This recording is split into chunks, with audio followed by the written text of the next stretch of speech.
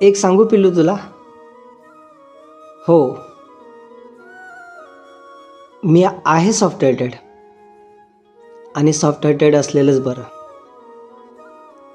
At least मला तुझ्या भावना नाही दुखावता येत, मला तुझ्या भावनांशी नाही खेळता येत, मला तुझ्यावरती नाही रागावता येत, मला इतरांसारखं तुझ्याशी प्रॅक्टिकल नाही वागता येत.